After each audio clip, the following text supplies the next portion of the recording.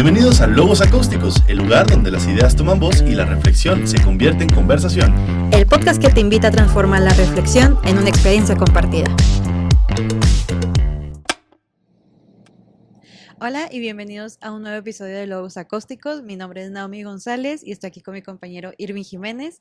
Y el día de hoy tenemos a un maestro muy emblemático de la Facultad de Filosofía y Letras, muy querido por los estudiantes de letras españolas, con larga trayectoria en el mundo del terror, si no me equivoco, el maestro, mejor dicho, doctor José Antonio García. Hola, hola. ¿Qué tal? Buenas tardes y pues estoy muy agradecido por esta entrevista, a ver qué les parece. Y como dijo Nao, es un gusto tenerlo aquí en este programa, sobre todo que hoy precisamente cuando sale este capítulo es el Día de Muertos. Sí, ¿no? Es Halloween. Es Halloween, sí, cierto, es Halloween. Y el primero empezamos Sí, con cierto, esto. sí, Bueno, es que Halloween, también entonces, se supone que en estos días ya se van claro. preparando los altares y Ujú. ofrendas para los muertos. Sí, y pues bueno, vamos con esa temática, vamos a hablar un poco de terror, vamos a hablar un poco de literatura, todo lo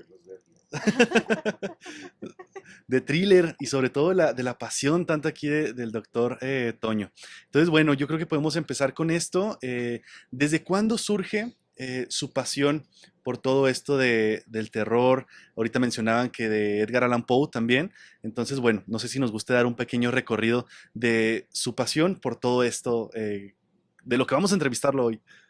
Claro, pues yo creo que incluso fue mucho antes porque cuando yo leí y descubrí a Edgar Allan Poe por primera vez fue en unas historietas, pero mucho antes, cuando era niño, me tocó una vez ver las ilustraciones del libro que resultó que era El Quijote y las ilustraciones eran de Gustavo Doré. Y la primera que veo es justamente a Don Quijote así rodeado de seres fantásticos, de dragones y todo, y me dejó impresionado. Seguí revisando, todavía no sabía leer, entonces seguí viendo las demás ilustraciones y algunas ya me parecieron no tan terroríficas, pero algunas sí eran así muy impactantes. Digamos que ese fue el primer encuentro en cuanto a la cuestión gráfica de lo que fue el terror.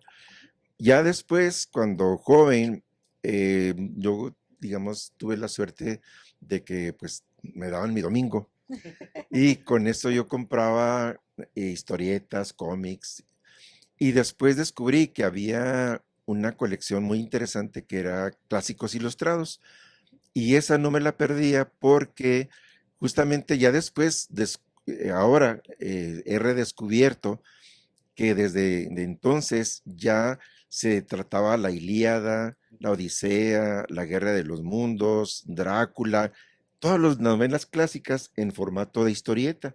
Entonces, obviamente, la que más me impactó mucho y me gustó fue justamente las narraciones extraordinarias de Edgar Allan Poe. Lo padre es que justamente venía así separado por cuentos, El gato negro, El cuervo en versión de poema, pero con dibujos y así varios de los cuentos clásicos de Edgar Allan Poe. Entonces, desde esa época que lo leí en historieta, me gustó mucho y sobre todo el ambiente gótico, ya que siempre aparecía ahí justamente como personaje el mismo Edgar Allan Poe, que yo no sabía que era el autor de todas esas historias. Digamos que ese fue más o menos como que el primer inicio y contacto con la lectura de terror. Después seguí ya cuando empecé a leer bien, empecé a comprar las novelitas de esas de bolsillo. Leía de todo, las novelas vaqueras, policíacas, ciencia ficción, pero en particular también las que eran de terror. Y claro que aquí todavía no eran nombres así conocidos, más bien era como ahora lo que se llama el Pulp Fiction, ¿sí? Eran novelitas económicas y las temáticas sí eran, ciertamente sí te asustaban, ¿no? Esto después lo complementé también con historietas que ya buscaba justamente la temática de terror y horror. Y también empecé a coleccionar muchas de esas historietas y revistas. Digamos que esos fueron los inicios preliterarios de mi gusto por el terror.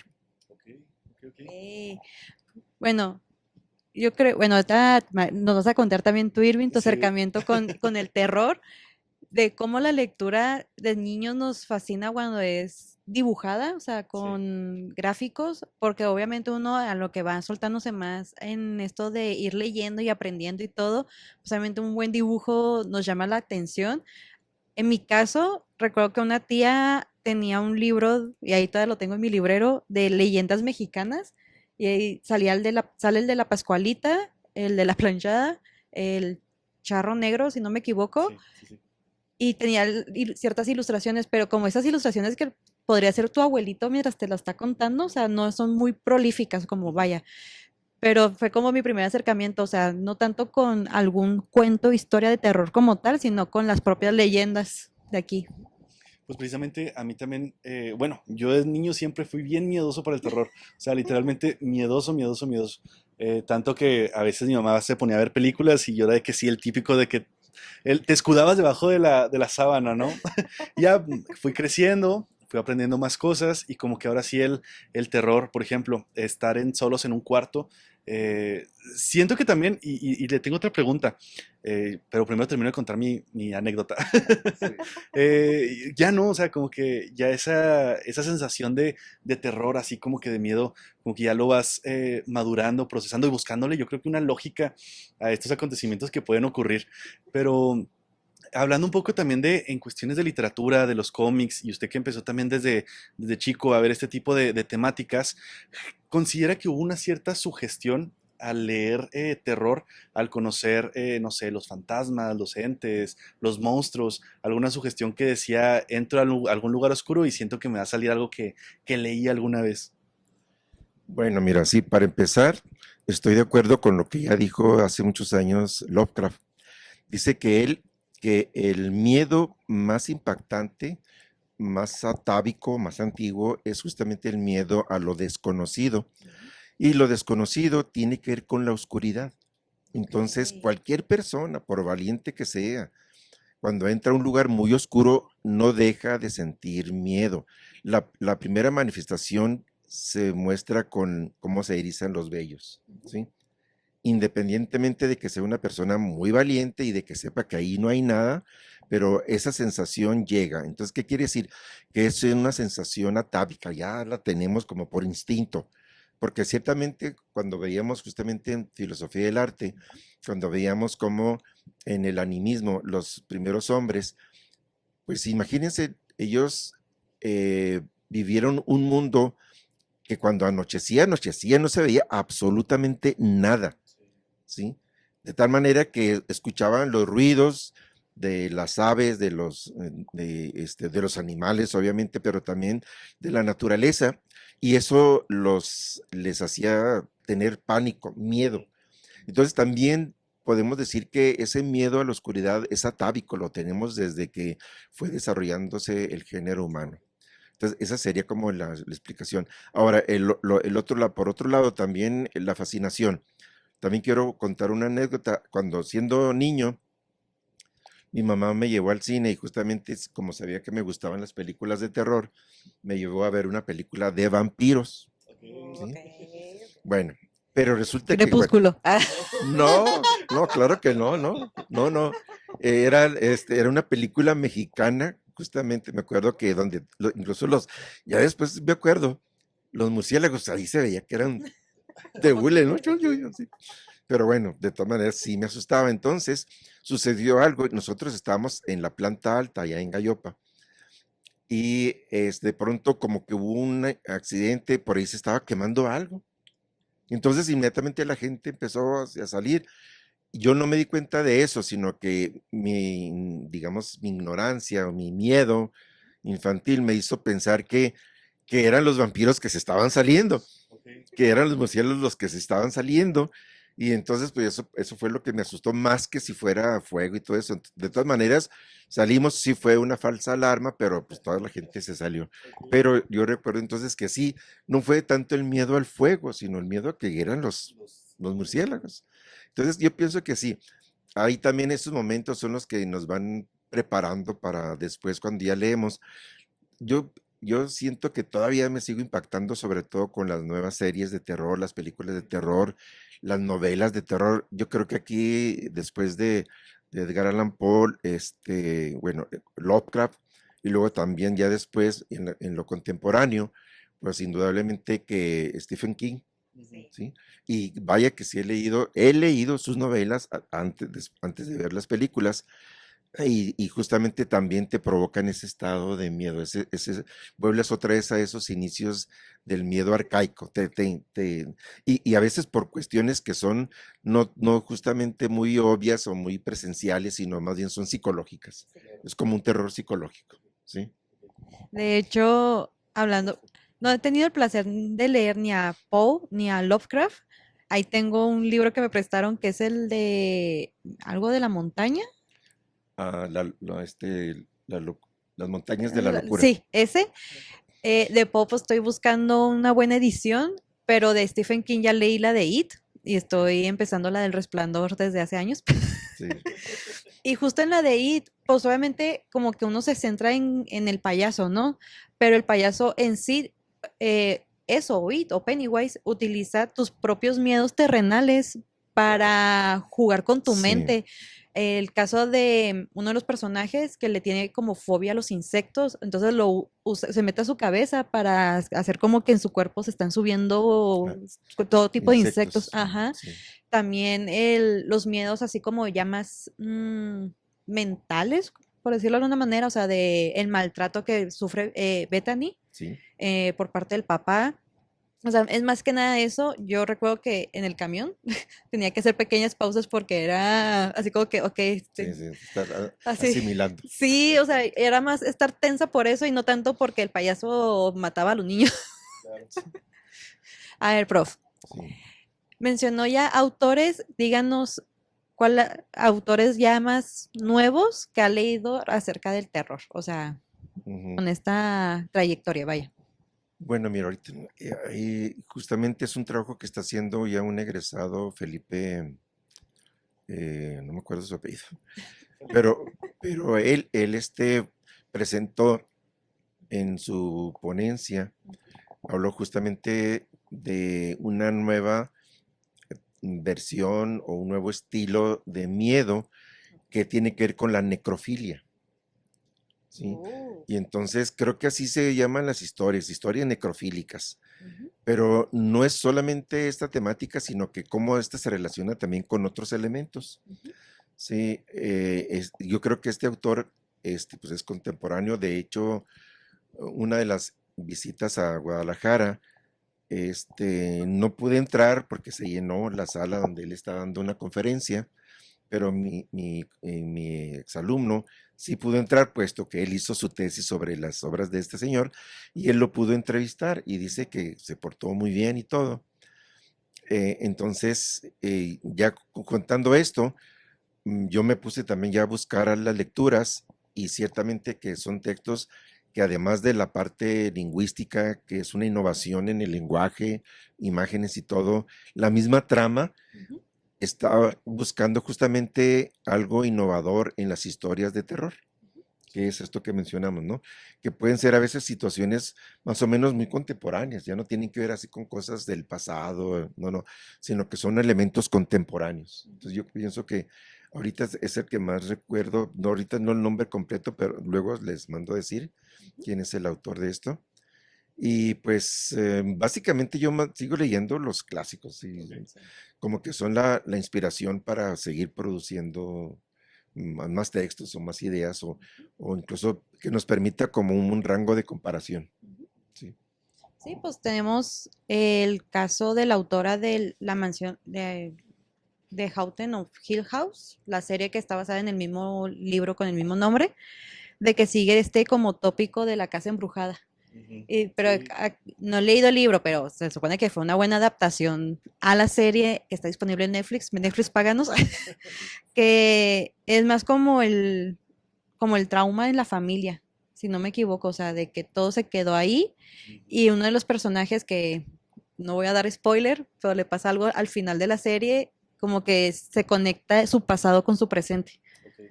Vela, te la recomiendo. La voy a ver. Ahora sí, esa película sí la voy a ver. Serie. Digo, la serie.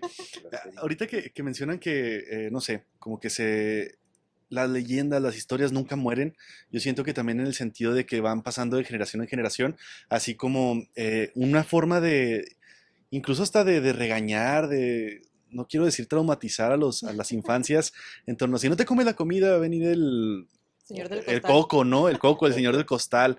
O sea, como que estas leyendas, este terror, este miedo, que incluso se puede inculcar en las infancias como una forma de educar, no sé, yo creo que nunca mueren, ¿no? En el sentido de que también vienen a Chihuahua, qué leyendas, qué historia pueden contar. La típica, la Llorona, la Planchada, la Pascualita, que tienen historias en sí muy peculiares, que pues bueno, son de historias diversas que en todos lados de México se dicen que existe la Llorona, que no sabemos el origen de la Llorona, pero pues bueno, ¿qué nos puede contar respecto de estas leyendas que yo creo que marcan una identidad, incluso aquí en Chihuahua, ¿no? Esta identidad de que incluso hay un recorrido que te llevan a las distintas lugares donde ocurren este tipo de siniestros. Bueno, mira, indudablemente que en todo el mundo, en los municipios, en las pequeñas ciudades o en las grandes ciudades, siempre hay una serie de historias, de leyendas. De hecho, existe el constructo de las leyendas urbanas, Sí. ¿sí? Pero antes de esto, tenemos que decir que la leyenda misma es un género narrativo que mezcla elementos supuestamente verídicos o reales con elementos ya fantasiosos. Y diríamos que justamente quienes promueven, quienes inician las primeras leyendas, ya nos tenemos que remontar a los griegos, y antes de ellos los persas y así, ¿no? Pero digamos quienes han tenido más marketing han sido los griegos. Conocemos toda la mitología. Pues bien, toda la mitología es una serie de leyendas, Sí, claro. ¿sí? Bueno, primero. Segundo, también en el caso de La Llorona hay que señalar que esta leyenda no es solamente, digamos, todavía sigue siendo actual, sino que esta leyenda formaba parte del imaginario popular de los aztecas. Ya incluso en algunas de las profecías, justamente ellos mencionan a una mujer llorando, y claro que muchos de los estudiosos indican que justamente como que estaba viendo el futuro con la llegada de los europeos por todo el daño, las muertes que causaron, entonces que por eso se aparecía esa mujer así también. Coincide mucho, es una mujer vestida de blanco que se lamenta por las noches por sus hijos. Y sigue siendo, entonces, pero fíjense, entonces desde la época prehispánica ya se mencionaba esta figura. Bueno, entonces claro que así también hay una Llorona, no solamente aquí en México, sino en todo el mundo también hay versiones de Lloronas, ¿sí?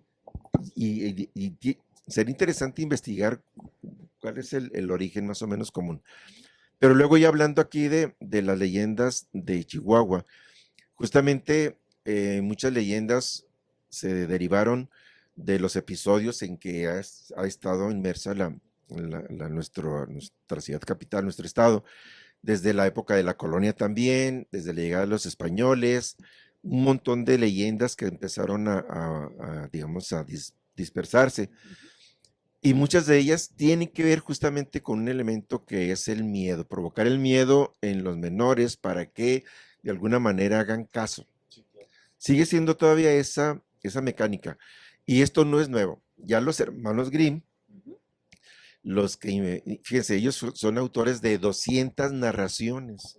Nosotros apenas conocemos unas 10, si mucho, ¿no? Y Sí, ya eso es la nos va. versión de Walt Disney, que Sí. para nada, ¿sí? Es decir, la versión auténtica de la Caperucita no tiene nada que ver con la versión de Walt Disney, ¿sí? Esas eran leyendas o historias para asustar a los niños. ¿Y cuál era la advertencia? No hablen con extraños. Y si se fijan, Sí. sigue siendo digamos, una idea que predomina todavía en la actualidad, ¿no? Vemos el peligro que hay cuando los niños hablan con los extraños. O sea, ya desde antes se buscaba que los niños tuvieran ese miedo. Y así una serie de miedos, sobre todo a cuestiones no tanto así espirituales o fantasmagóricas, sino cuestiones de práctica, de sentido común, que luego ya las fueron transformando, ¿no?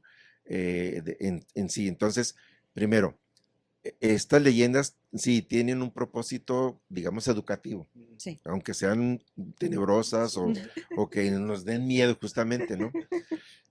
Y si hablamos ya entonces aquí de Chihuahua, justamente también hay una serie de leyendas que si nos ponemos a buscar en los archivos, vamos a encontrar que hay referencias de leyendas a todavía la época de la colonia, la época digamos ya del porfiriato, de la revolución, y ahí digamos que como que pareciera detenerse, pero no. Encontramos que todavía hay leyendas actuales que diríamos leyendas urbanas. Yo recuerdo una que me contaban de un taxista, a lo mejor lo conocen, ¿no? Y no, yo no dudo que también sea una repetición de otras partes, pero este taxista resulta que en la noche lleva a una dama, ¿sí? Y justamente ya después va platicando con ella un poco y en el trayecto. Y justamente cuando llegan por la zona del cementerio, recuerden que antes Chihuahua no era como es hoy. De hecho, nosotros justamente estamos en una zona donde era un cementerio. Entonces, ¿Ves? imagínense que, Profe, que no me la cree. los taxis llegaban hasta acá y aquí era lo último. Y esta dama decidió bajarse aquí y se hizo extraño. Le dijo, oiga, mire, sabe que no tengo con qué pagarle, pero mire, le voy a encargar, mire, este anillo se lo da por favor, y le dio la dirección ahí en el centro, y ahí se van a encargar de darle, pues, oiga, es que es muy valioso, sí, sí, por eso tengo confianza en usted, y ya, se fue y la dejó y ya, no supo más. Al día siguiente, pues, luego no fue, oye, pues yo quiero que me pague, ¿no? Y fue a la casa donde le había dado a esta dama, y tocó y todo, y les dijo, oiga, es que sabe que le di, pues llevé a una señora por la zona ya del cementerio. ¿A quién? No, no, pues no me dijo su nombre. Pero mire, me dio este anillo, me dijo que se los entregara para que ustedes a cambio me den lo que a mí me corresponde por el trayecto. Dice, ¿cómo era la señora? No, pues era blanca, delgada. No puede ser, que es que ella murió hace muchos años, es nuestra abuela. No sé si le dio un infarto o se desmayó solamente al taxista, pero algo le pasó de la impresión, ¿sí? Bueno, esa es justamente una de las leyendas que también se cuentan aquí, además de la Pascualita, además de la planchada, Mm. ¿sí? Son las historias que por aquí corren. Pero justamente, les digo, el género todavía tiene esos elementos. Por un lado, la cuestión de algo real que ocurrió. Luego ya el imaginario le añade cositas y otras, la actualiza incluso y de esa manera cobra actualidad. ¿Sí? De hecho, me acordé de que a mí en la primaria me contaban la historia de los niños de las siete cabecitas, los que fallecieron Mm, por la las vía curvas, libre, ajá, no, para ir a las jugar. curvas del perico se llaman. Sí. O sea, yo recuerdo que una de las versiones que a mí me contaron, que no, yo no supe, pero apenas me lo voy a juzgar, de que los niños se iban en un camión y luego que chocaron con un tráiler, pero que el tráiler llevaba como cosas eh, filosas como navajas, así no lo contaron, ¿no? Y que cuando chocan, que las navajas salieron y decapitaron a los niños y yo, pues uno como de niña se Como impresiona sí. y ahora me pongo a pensar, pero es que como unas navajas alcanzaron tanta velocidad y cómo salieron del tráiler para decapitar a unos niños. O sea, después me dijeron que fue un accidente ahí, o sea, normal de automotriz y que fallecieron ahí, o sea, pero que lo característico era que los niños estaban decapitados. Sí, decapitados. Entonces, esa fue una de las versiones, después me contaron otras, entonces ya no supe realmente cómo murieron.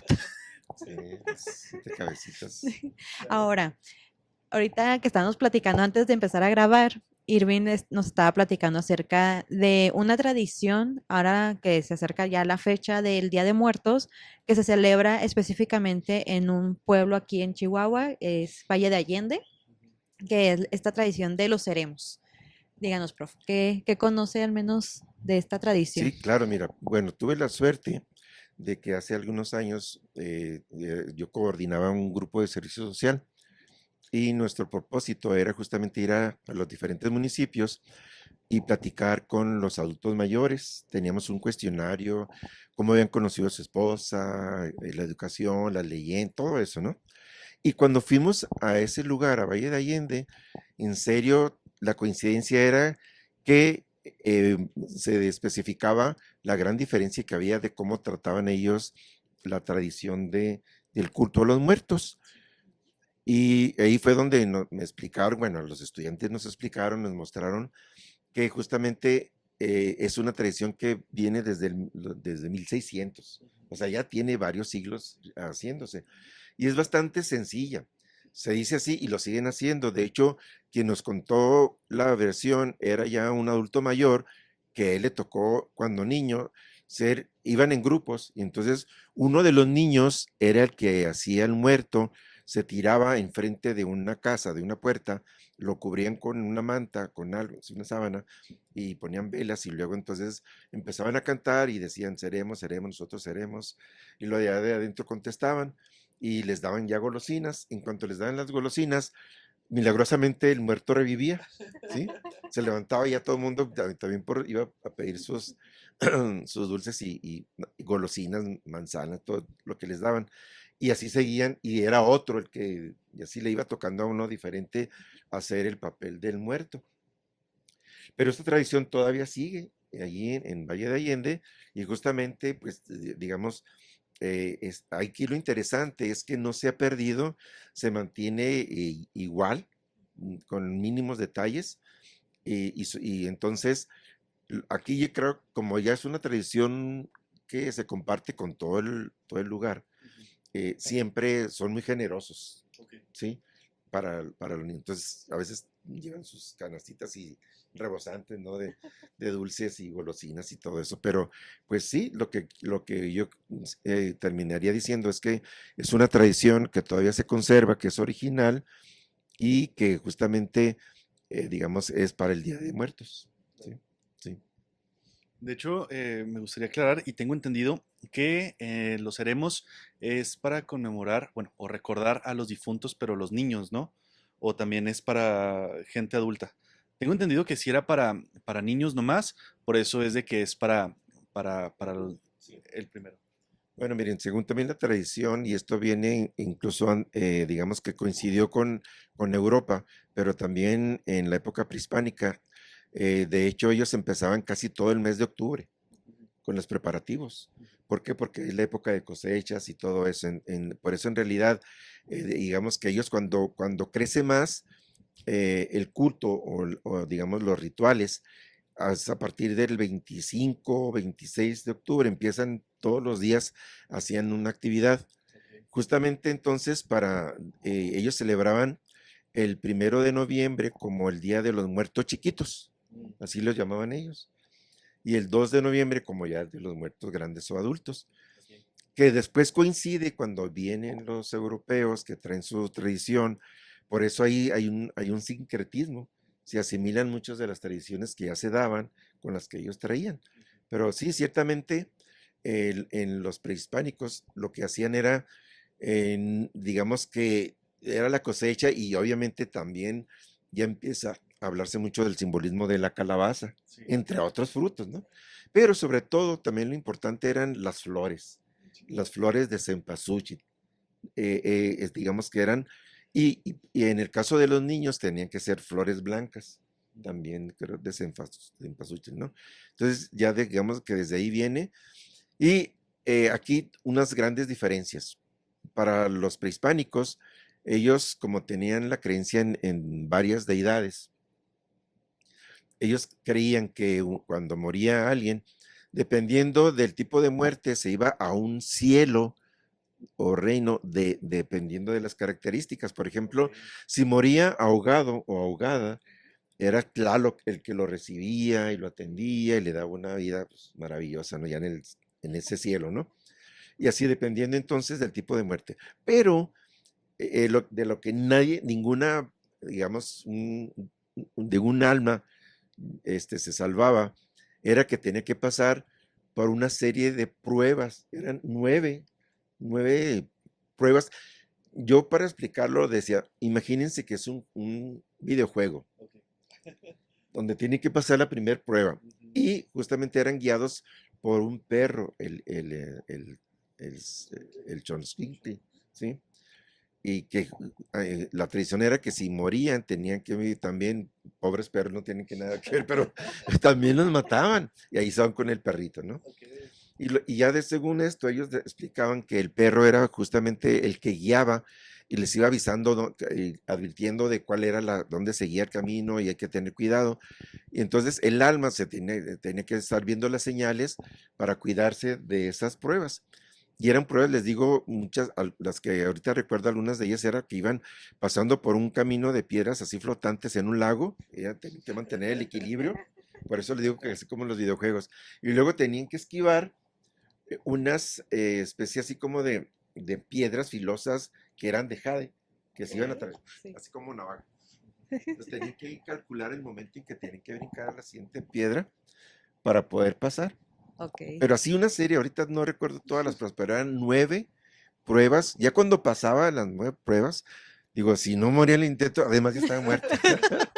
Si no moría en el intento, pues, güey. Pero ya cuando llegaba, entonces ya por fin ya era recibido al cielo a donde estaba encaminado, dependiendo del Ok. tipo de muerte. Cosa que acá los europeos no, nada más tienen la creencia de que ya muere la persona. Y también donde hubo el sincretismo es que los prehispánicos creían que los fieles difuntos regresaban cada año y que entonces se les tenía que recordar de alguna manera. Por eso empezaron ellos a hacer los tributos que eran dependiendo, ¿no? Había desde 3 niveles, 5 niveles, 7 niveles, y en cada nivel era digamos, poner un tipo de ofrenda. Toda esta ofrenda tiene un gran simbolismo. Todos los elementos que ponen son simbolismos. Básicamente tienen que ver con elementos que representan la mañana y otros que representan la tarde y otros la noche. Y luego, indudablemente, que están presentes los 4 elementos de fuego, aire, tierra y agua. También era importante que hicieran un arco. Fíjense, este arco ahora lo podemos comparar así como los portales. Justamente es un portal. Ahora, algo muy importante. Las veladoras que ponían no era únicamente para que se vea muy bonito, no, no. Yo les explicaba también a los alumnos que era así como cuando un avión llega en la noche, tiene que tener las luces que lo guíen por la autopista, la pista, ¿no? Era igual. Así también hacían para que esta alma que andaba por ahí vagando pasara por ese portal y luego ya iba así llegando. Y entonces, digamos, ellos imaginaban que esa alma tenía que saber si realmente ese era su sitio. Para comprobarlo, tenía que subir los niveles y creo que a nivel más alto hay un espejo y hay una fotografía. Bueno, ya ven que ponen la fotografía del difunto. Bueno, veía la foto y digo, creo que ese fui yo. Y lo más arriba, un espejo, porque supuestamente ahí también se veía y comprobaba que era realmente ese altar dedicado a su nombre. Y por eso entonces ponían sus comidas preferidas, sus bebidas, sus vestimentas, todos sus gustos, y obviamente comida. Y la tradición también contaba que después de que ya pasaba la visita, los vivos se comían, era natural, ¿no? Era que se comieran todo lo que habían preparado, más o menos así. Y pues comparado con el culto a los muertos según la tradición europea, pues sí hay, digamos, hay esas marcadas diferencias. Le digo, hubo un sincretismo y ahora ya se permite incluso, cosa que antes no sucedía, levantar los altares de muertos dedicados a los fallecidos parientes o familiares o amigos. Sí, de hecho, creo que un elemento ya con lo de la válgame, colonialización, es de que se coloca también rosarios o Biblias, dependiendo a lo mejor su religión, en este caso, Ujú. pues el catolicismo. No sé, pero nos estaba contando eso de que tenían que pasar como niveles de videojuego y dije, no manches, ni que fuera Exaclón para, para pasar por No, deja ellos. tú, era un nonecatlón porque eran 9 pruebas. 9 No, pruebas. yo me imagino a la mitad. No, ya está bien que aquí ya me quedo. Ya estoy a gusto en Había este nivel. desde bolas de fuego que también pasaban y tenían que esquivar, lanzas, víboras que andaban así, le tiraban por disco. O sea, increíble, ¿no?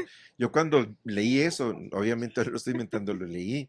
Dije, hijo, no manches, son como las pruebas de los videojuegos. Yo Sí, no dudo que ya alguien por ahí se haya aventado a hacer un videojuego con el tránsito de las almas. Vamos a buscarlo. ¿Eh? estaría padre Si jugarlo así. no, ya tienen ustedes ahí ya Así de una que te volviste posibilidad, a una morir. temática. Reinicia el juego. Sí, sí. Ahora, con lo del Día de Muertos, eh, bueno, se dice que cuando alguien recién falleció, como a vísperas de empezar a colocar los altares, se dice, o sea, está como esto de que no se debe colocar al recién fallecido porque todavía su alma está como en esa transición, o sea, no llega al cielo que le corresponde, ¿no? Dependiendo de creencias, sino que hasta el siguiente año es cuando se le coloca el altar dedicado, pues por lo mismo, o sea, como también que la familia lo pueda sobrellevar Ujú. y como que no sea Que tanto no el se le impacto, impacte. ajá, Ujú. de wow, o sea, realmente ya falleció, ¿no? O sea,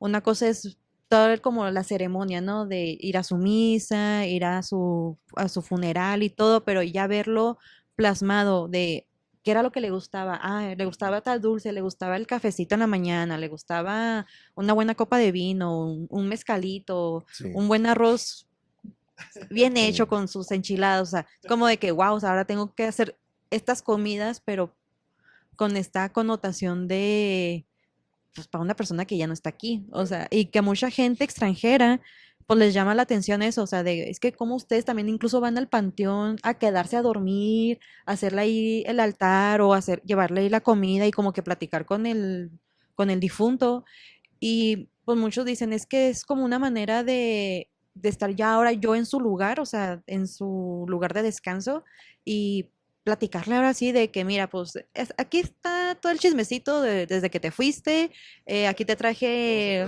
Sí, vamos a ponernos al corriente, mira, me traje una coquita, a ti te traje tu bebida, vamos a echar el chisme y es como una manera de conectar y a muchos extranjeros les llama eso la atención, o sea, de, wow, o sea, no les da miedo, o sea, que es lo que nos preguntan de ustedes, no les da miedo la muerte, no les da miedo que algo se les aparezca, pero para los demás es de, no, porque pues yo estoy ahí con mi familia, o sea, estoy ahí ahora sí como que arropado por el espíritu de mi familia. A muchos les da miedo, no lo voy a negar.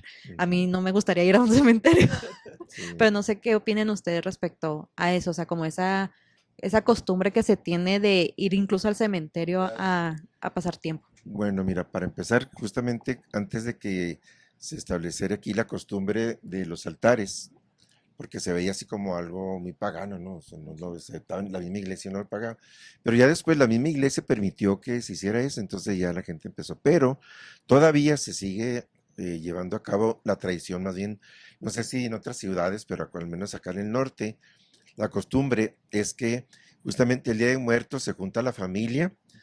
Digamos que no tanto que le hagan el altar o la comida, no, es para los vivos, para ellos. Yo me acuerdo que de niño nos llevaban al cementerio y los adultos se ponían a limpiar, a pintar, las flores cambiarlas y obviamente para estar ahí echando ya el chale, Sí, ¿no? sí, ¿Sí? sí.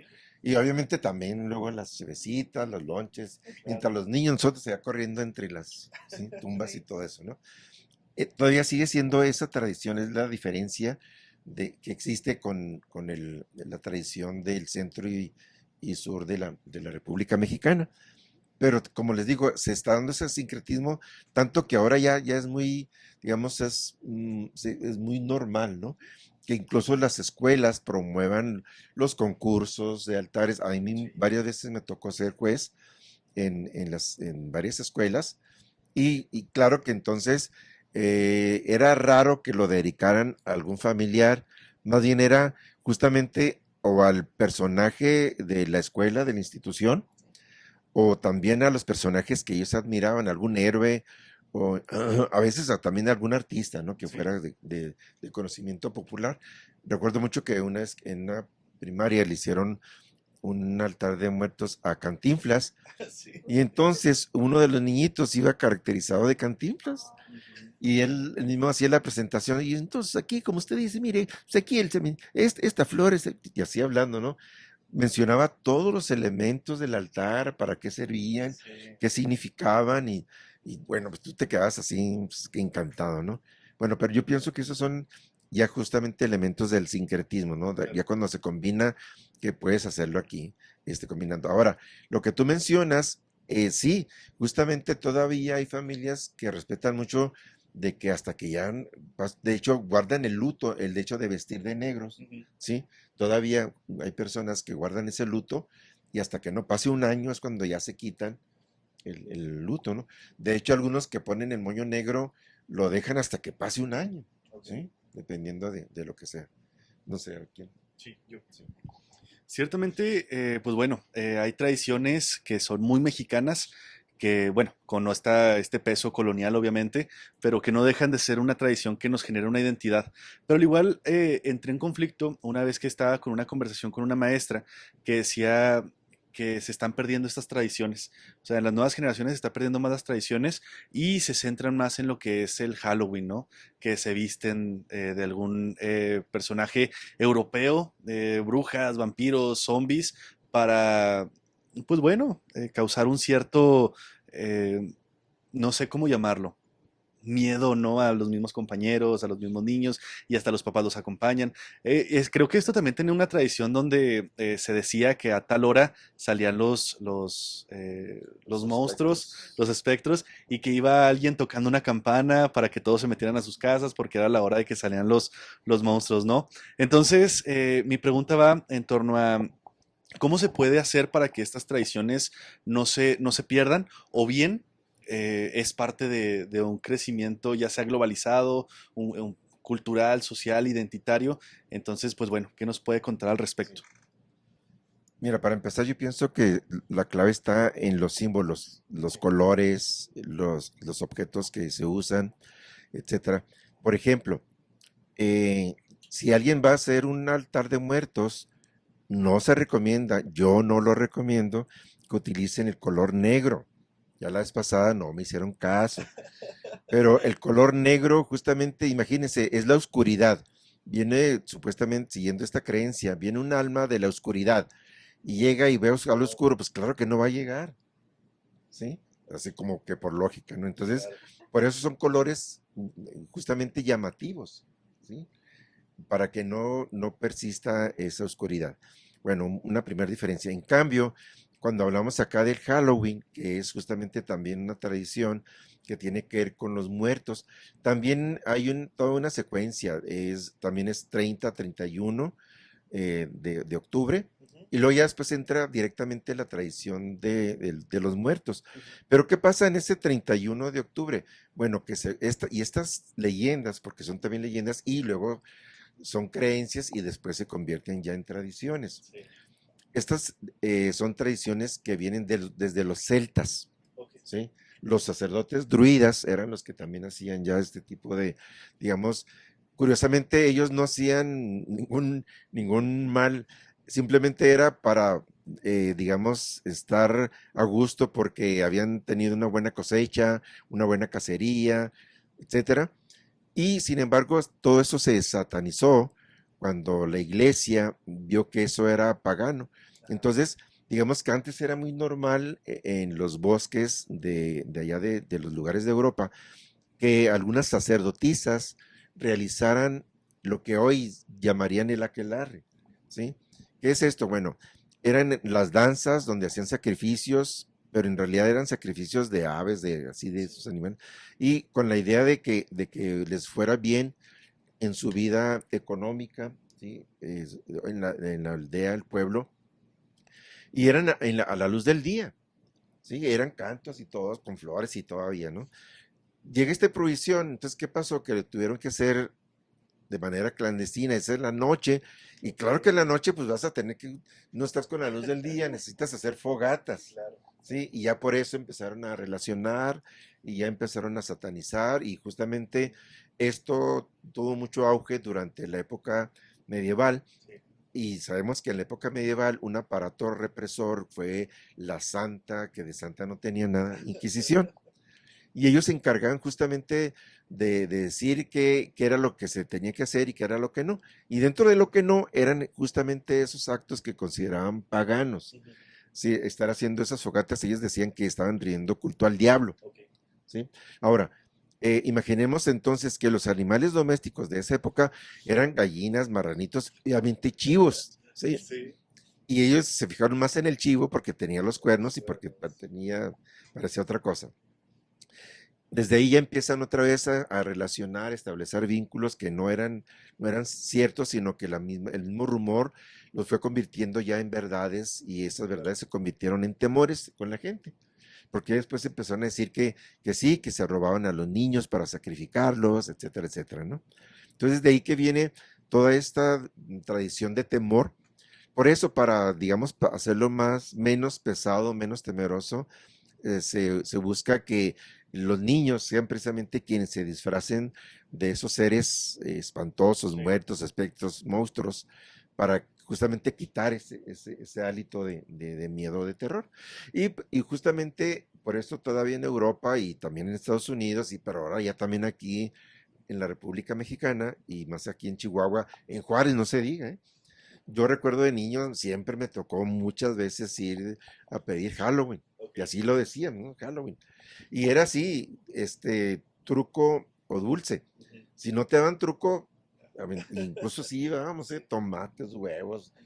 En las películas hemos visto que llevan papel sanitario y no, bueno, nosotros no hacíamos eso porque estaba muy caro. No había tanto presupuesto. No había tanto como para andar desperdiciando, ¿no? No, no, no. Llevamos otras cosas, ¿no? Para ver, hasta piedras, ¿no? Pero entonces era muy raro. De hecho, la gente ya sabía esto y nos abrían la puerta y aunque fuera una manzana o algo, pero siempre nos daban alguna golosina. Sí, esa sería entonces más o menos la diferencia. Claro. Y pues, como yo lo viví desde niño, de adulto lo sigo viviendo, lo disfruto, ¿sí? Yo pienso que comparando, ¿no? La época de octubre es una época para festejarse justamente con los disfraces, con las vestimentas. Ya no solamente son de monstruos, ya es muy variado, ¿no? Sí. Parece un cosplay, ¿no? Ahora te Sí, puedes tú sí, sí. disfrazar de lo que tú quieras. Y primero eso, es el gusto que tiene la gente. Claro. Ayer mi hijo estaba hablando que es un elemento que se maneja en la transmedia, Ujú. de cómo una persona real de carne y hueso, de pronto con una vestimenta, se convierte en un personaje. Sí. Y curiosamente, los que están a su alrededor hasta le piden autógrafos, se toman fotos con él o con ella. Sí. Eso es parte de la transmedia, ¿no? De cómo entonces estamos ya jugando, cuando menos por unos minutos, a ser un personaje que siempre me ha gustado, Claro. ¿sí? A mí siempre me gusta ser Drácula, pues me faltan los colmillos Ok. y la palidez. Sí. Pero miren, ahí tengo ya mi bolsita de sangre. Ya Sí, la sí. tengo lista, ¿eh? Ahí está ya lista